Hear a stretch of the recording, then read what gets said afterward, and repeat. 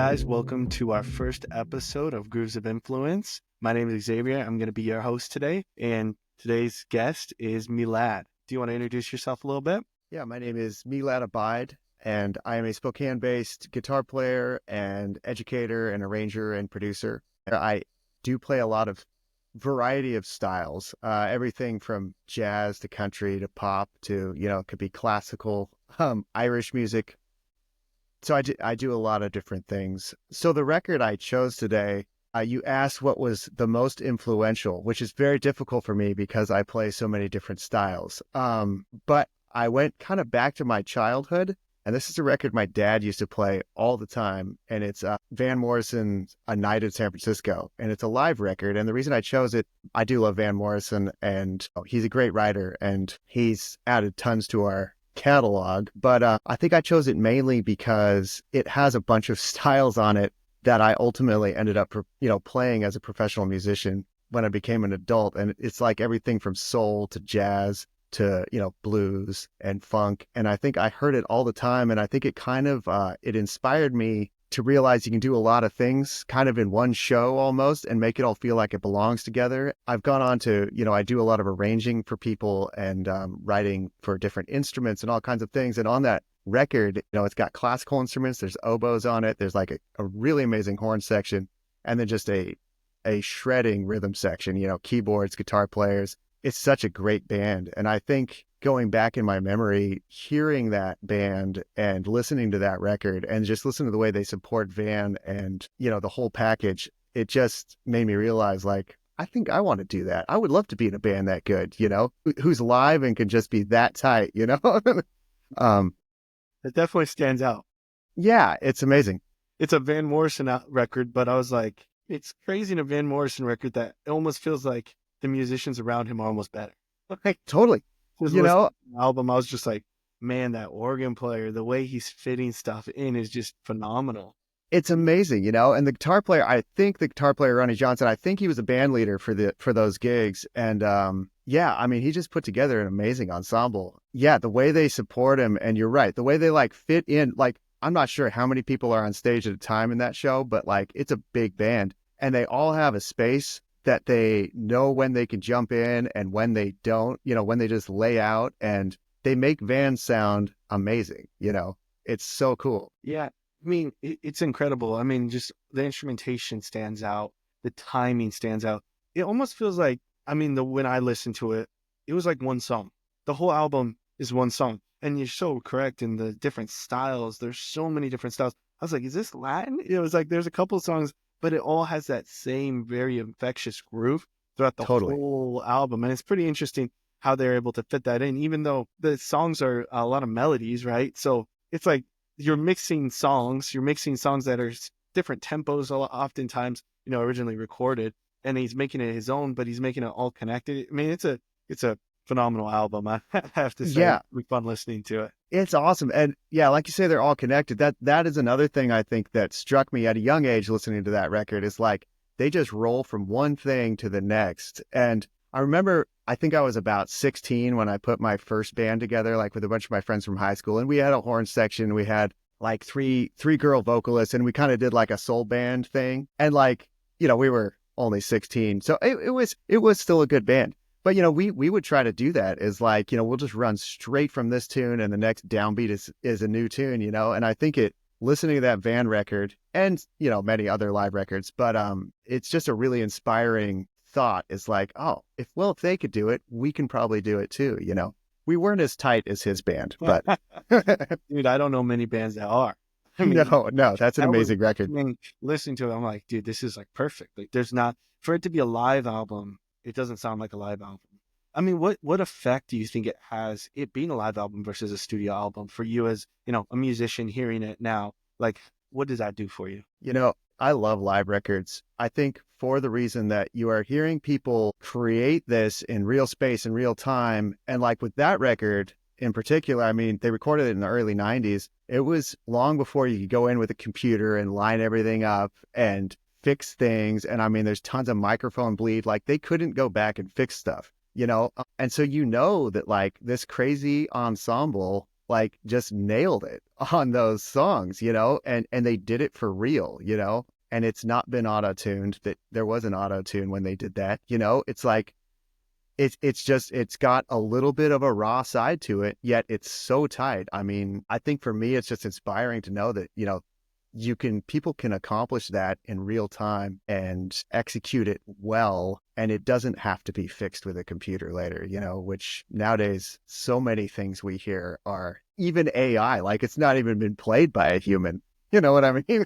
Yeah, there's some tools I've heard that are pretty wild, man. I mean, they're making whole songs. I'm like, you're taking away the art, man. It's an art. Shouldn't be that way, It's interesting, like using it as a tool, maybe. I don't know.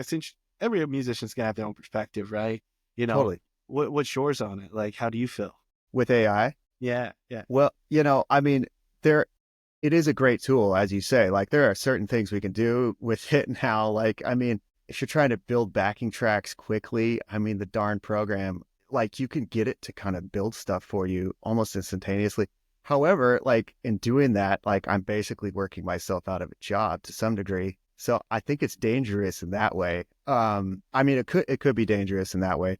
The other thing that, different genres use it differently, right? And it is a really cool tool to some degree, I think, as long as it just stays one of our tools that we use and it doesn't become the only tool, which I think with AI in a whole variety of creative genres, especially, it could be a real temptation to just let it do everything. And the rest of us, like people like me or animators or whomever, we end up losing our gigs over it. That is obviously one of the big downfalls of it. But I also think something that's great about art, as you mentioned just a little bit ago, art is it's a uniquely human expression, right? Other creatures on the earth don't create art. Other creatures have fun and play, and other creatures hang out with each other. We have a lot in common, but none of the rest of them use a tool to create a picture or orchestrate a sound or things like that. They use sound to speak to one another, but it's different than creating an ensemble of sound, and we do that as humans. And it's, I think, what makes us uniquely human. And so if we start replacing all of that with robots, well, it's in a sense, it definitely isn't human art anymore. Yeah, you lose a bit of a humanity around it, right? Yeah, Totally. it's interesting. I was reading a little bit about Van Morrison's, just learning a little bit about him, and he would say, performing live is spiritual to him. The connection between the music, the audience, him is a very spiritual experience for him, which is kind of is in line with that idea of makes us human. Something so important that it's like you don't want to take that away. I mean, that's the beauty of live albums, right? It puts you there in the moment. I love live albums from artists that you might never see, like Miles Davis or something like that. Never get the chance to see him live, but listening to those albums, it's as close as you can get to being there in the moment, right? Absolutely, and I think with music, witnessing it live, like you're witnessing literally a completely unique experience that's existing in the space and time, and it won't exactly exist like that ever again, And with studio records, they're great too, and you can go back and you can edit things or fix stuff or change the arrangement later, things like that, and that's a great tool set. However, you're not listening to something that spontaneously occurred and was just time stamped at this space in this time. And I think that's what I love about live records is you actually almost get to experience it like you were there, and you can hear imperfection in it to some degree, but you can also just hear the amazing execution of, some amazing music on live records. And yeah, it's, they are, I think, some of my favorites to listen to generally from all the artists I like. If there's a live record, I always gravitate towards it. Yeah, it's kind of funny in the same line of, kind of the spontaneity of live records. That's jazz, right? It really is. That's what jazz is. And it's crazy in that album how much jazz influence you hear. Like, as somebody who has deep appreciation for jazz, I'm just like, oh my gosh, it's everywhere. And I mean, from Moondance, right? Van Morrison, from the Totally. get-go of his album, you're like, he's a jazz guy, right? Totally. But not just a jazz guy, No. Yeah.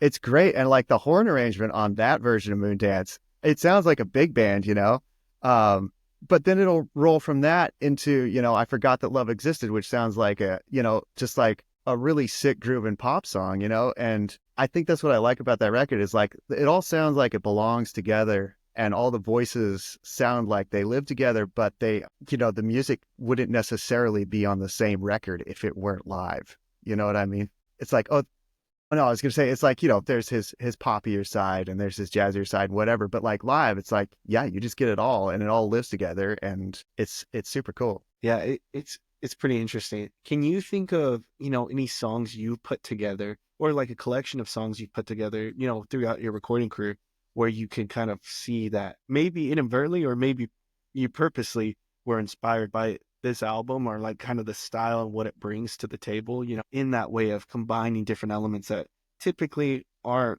going to be put together? It's funny. My first like professional band that toured, and we toured for a long time, it's actually an Irish band, like traditional Irish music, except that we were way more fusiony with it. Like we had like drum set and electric bass. We would use like some synthy sequencing, but then we had bagpipes and whistles and fiddles, banjo, guitars. And I think, I wouldn't say I directly link it to this band record, but I think I've always just felt like, you can have the essence of whatever that traditional style of music is, but let it live naturally with instruments that may not be from that genre or maybe grooves that aren't traditionally from that genre. And as long as everything sounds good together, then it is good, And I think I've always kind of worked that way with music, is everything I do, if I'm arranging it or writing it, stick to the general genre, except I think just naturally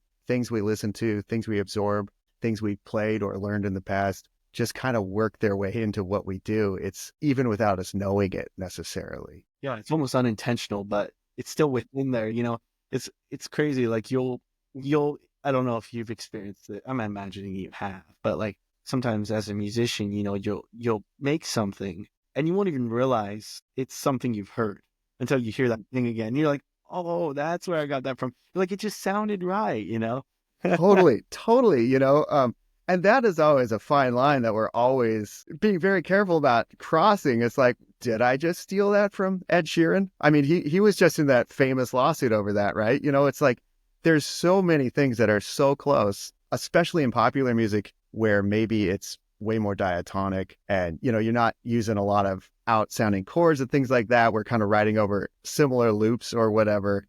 It's going to be really difficult to not like sing the exact same melody over that, because there's only so many things that are going to work, I mean, yeah, you see those videos on YouTube. It's like how to play 64 songs with the same 3 chords, right? Yeah, exactly. That's pop music, right? That's what it is. So it's like, Totally. it's just, your rhythm, the length that you're playing that chord, all those type of things make the difference. But yeah, pop Totally. music, it has its place. But when you compare it to like, I don't know, when you compare it to like music like Van Morrison created, like it's just so much more artistic, the thought and the chord progressions are unique and unexpected. You hear some Yeah, of those, you're like, "Ooh, that's a little different." It's crazy too that lineup he had on that album too, right? totally. I was like, Yeah. dang, man. He pulled who was that blues singer? Oh my gosh, I can't remember on that album. Yeah. It's, man, now that you ask me, I can't think of his Right? name. Now I have to look it up. Yeah. Google it. Well, and then he's got, Candy Dulfer is the alto saxophone player, and she was a guest, and she's amazing on it. He pulls a whole bunch of different old blues and jazz guests on that, and then most of the sidemen, I think most of them are probably London-based studio guys. That's where Ronnie Johnson's based, and like I say, I think he did most of the arranging on that. But it's yeah, it's cool. It was John Lee Hooker. Yeah, John Lee is on there totally. Yeah, Yeah, I was like, man, John Lee Hooker's on this. I was yeah, like, totally. that's a. I mean, that alone, that's becomes a legendary album to me. But yeah, I was digging into it because it was the organ player for me that helped me. I mean, I'm a sucker for organs, I guess, but Totally. it was just the way, the timing. I mean, that's the big thing with jazz. It's all timing, like we were talking about. It's playing within that space of being too late, being too early. And it's like you can't be either to make it sound right. Definitely when in those really complex arrangements that they're playing in, right? It's got to Totally. be perfect timing. And oftentimes, it's hard to do studio to then Totally. do it live for 2.5 hours, you know? Absolutely.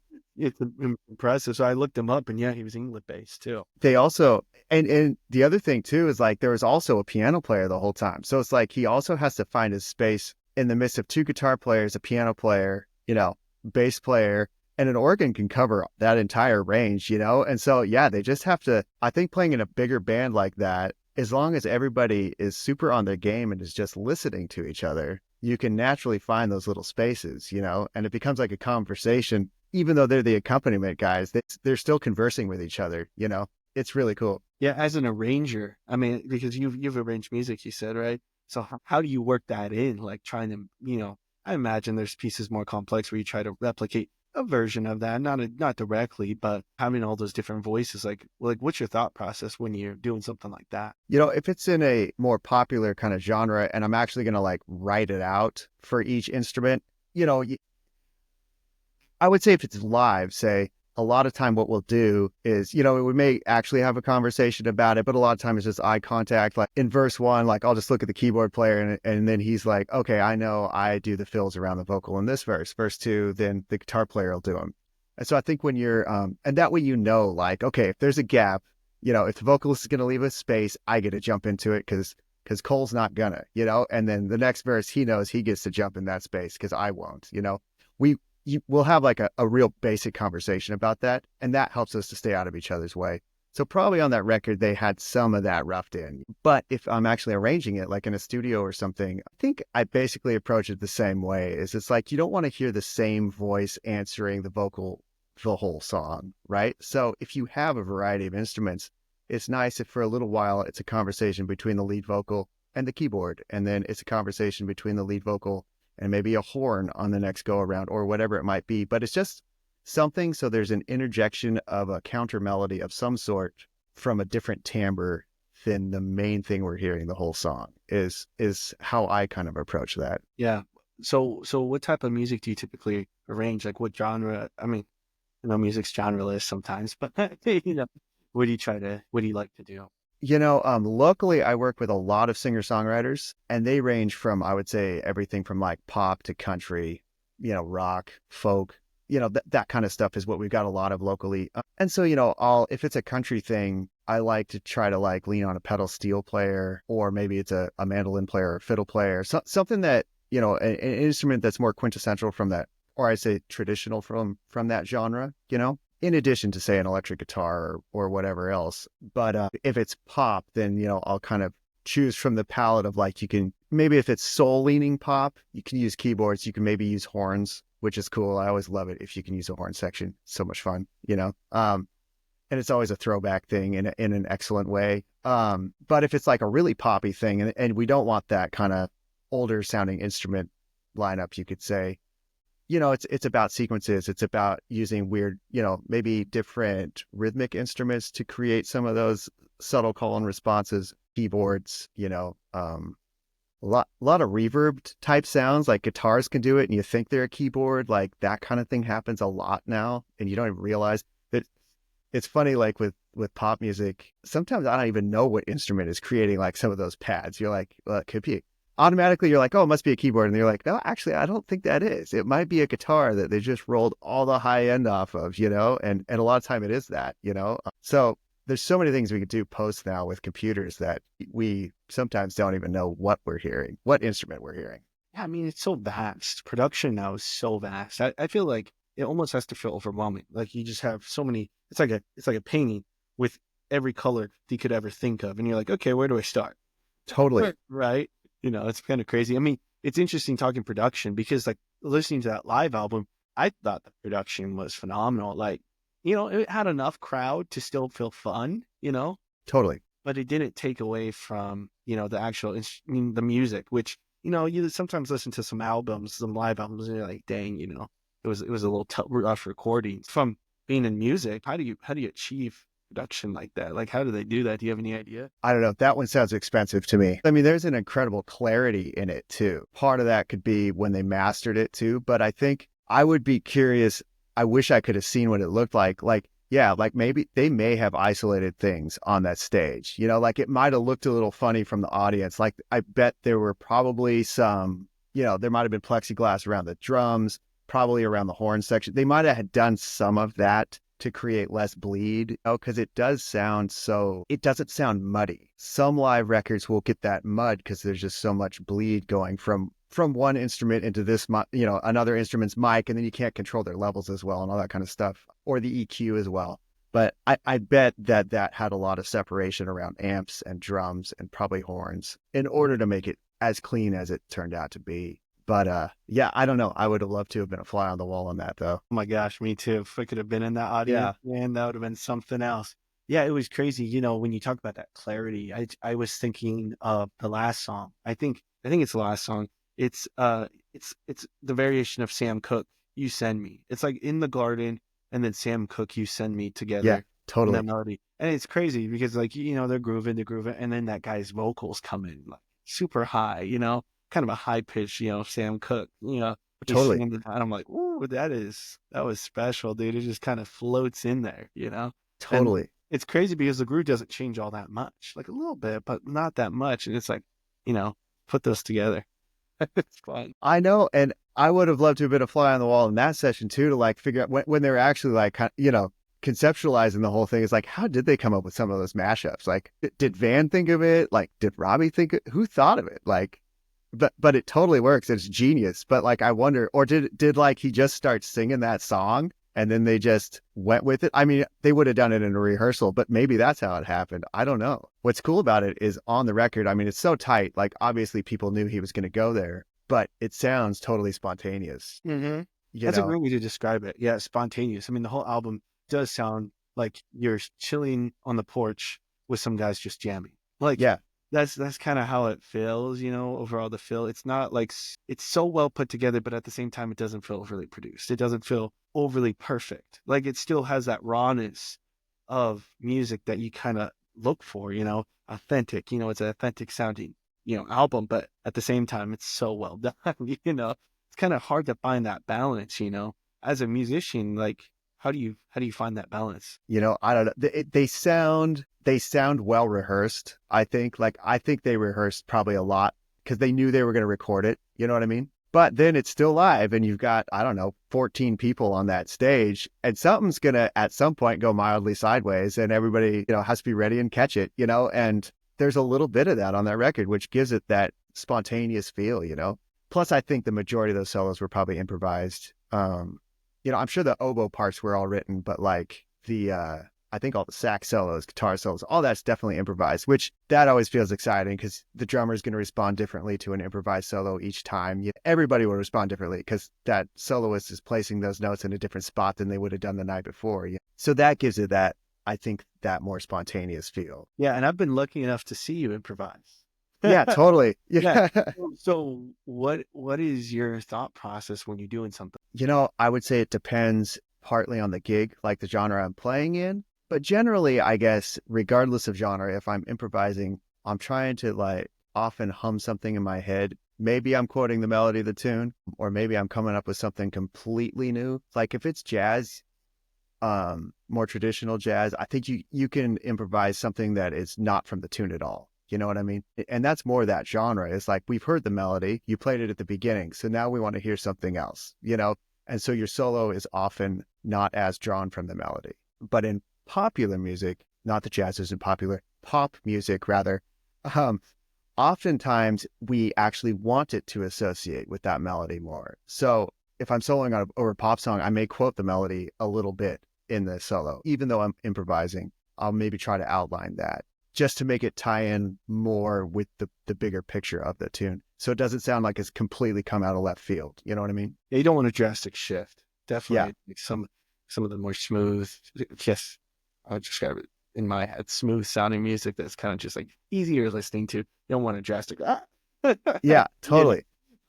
Totally. Like with jazz, I mean, that's kind of what you look for. Yeah, you want that contrast. Generally speaking, you want it to be different than whoever played the moment before. When you're playing like that, you're never going to do the same thing twice, and that's the whole point of it, But yeah, I think for me, it depends on the gig that I'm playing, how I would approach a solo. But generally speaking, I would say universally, if I'm improvising a solo, I want it to be something that like the rhythm of it is catchy, like that holds my interest which oftentimes probably holds yours as a listener. You know what I mean? That's something I really go for, something that grooves. And I also often like kind of, when you first start learning to improvise, they will often say, like, often we'll start with the blues. And blues is very much like a conversation between a vocalist and an instrument. Like it's a call and a response, like old school 12-bar blues type playing. And I think that approach has gone largely into improvisation in American styles of music. And so even if I'm the only soloist and I'm not trading with someone else within my solo, I would still like come up with a melody that I can then try to continue to quote myself.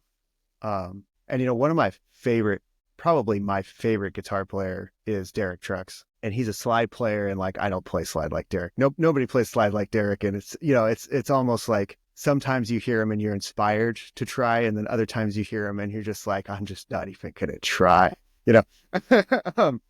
But it's not just his slide playing that I love about him. It's really his improvisation and his melodic approach. Like he will take the tiniest idea and like 6 minutes later, the solo will maybe be concluded. And he has woven that idea into like the most crazy dynamic journey, you've just experienced. And yet he still like ends with an idea that he started with. It's almost like he's told a story, and there's this character here, and that character evolves, and it gets bigger in the center, and there's more excitement, and then that character comes back at the end as well. You recognize that character at the end of the story, and to me that is a really inspiring way to solo, because I think it takes the character, it takes the listener on a journey that they can recognize throughout the journey.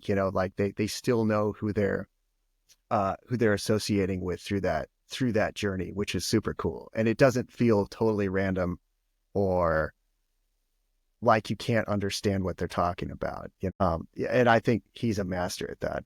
Yeah, it's interesting when you talk about that character, because I feel like sometimes, when I've heard improvised solos, like they'll kind of expand, like they'll expand that same melody, they'll throw in different notes, in between what originally was that melody, maybe a little half step here, or like something like that to kind of play around with it. Or, maybe they'll extend the notes or shorten the notes or something like that, right? Is that what you're meaning? Totally. Yeah. And it's like they'll take, it may even just be the rhythm of whatever that melody was, and they'll play it, in a higher range of the scale. So it's not the same notes, but it's the same rhythm you heard earlier. And so you recognize that, and you're like, that's something I can latch onto, as a listener. It's like, I understand what you're telling me, or, I see what you're doing with this idea. Or something Derek will do is he'll take the exact same notes and then play with a different rhythm, so he'll almost quote himself, but not quite. It's just interesting because he's kind of a master of just leading you along, because